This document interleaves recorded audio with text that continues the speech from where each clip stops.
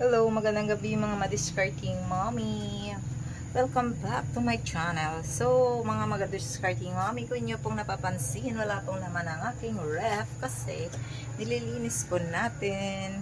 Halos ilang araw po akong hindi nagbukas kasi medyo busy po tayo. So, ngayon po, welcome back. So, ang ginawa ko po, nilinis ko po yung ating ref para lahat pong na mga natira na mga items ay yun po ang una nating ilalagay dito para po pag may bumili, yan po ang una nating ibibigay sa ating mga customer. Alam niyo po din mga madiscarding mommy, para iwas expired po tayo ng ating paninda, para hindi po sayang ang ating puhunan, dalas-dalasin po natin ang paglilinis ng ating mga display na paninda. Katulad po nitong toyo. Ito po kasi may expiration din po ito na makikita din po natin sa bandang likuran.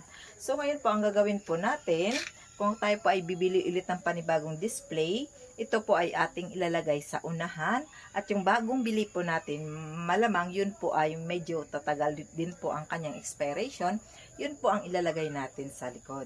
Tsaka pag may mga pag may mga katulad po nito na may mga ali-alikabok po, sanayin po natin ang sarili natin na lagi po tayong maglilinis para po mas maaliwalas at saka pag nagbigay po tayo sa ating customer, wala pong mga alikabok at dumi sa ating mga paninda.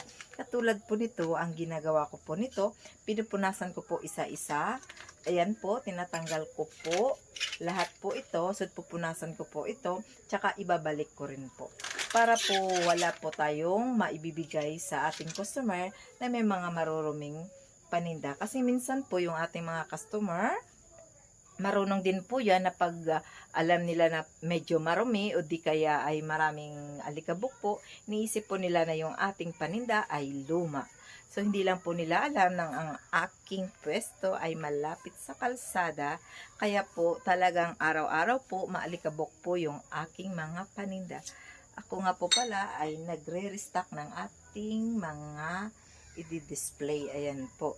Noonti-unti ko lang po ang paglagay sa aking mga paninda kasi po yung aking tindahan talaga po lagi pong close open kasi meron din po ako mga hanap buhay na pinagkakaabalahan.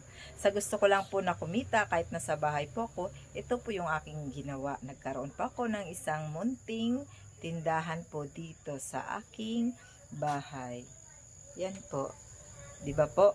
Kaya po, inuulit ko po, lagi po tayo mag-check ng mga expiration ng ating mga display para iwas lugi po tayo. So, kung alam nyo naman po na halimbawa po, ang mas mabilis kasi po ma-expired talaga po ay yung mga pagkain. Halimbawa po itong mga po natin, biscuit po natin.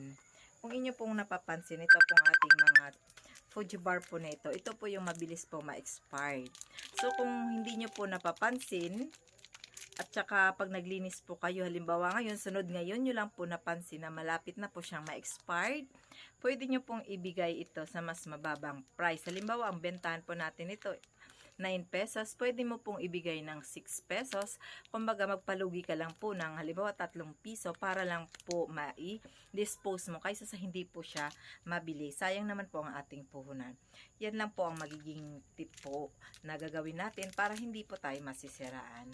Di pa po mga madiscarding mommy, ako po ay naglilinis talaga po sunod panibagong display po. Tagal ko po bago nag-vlog kasi medyo busy lang po tayo. Siguro po yun lamang po ang aking maibibigay na konting kalaman tungkol po sa maliit na sari-sari store na kung ano po ang ating gagawin para iwas po tayo sa pagkasira at pagkalugi po sa ating mga paninda. So muli po, maraming salamat po mula po dito sa aking bahay. Ito po yung madiscarding mommy na nagsasabing love, love, love, and God bless.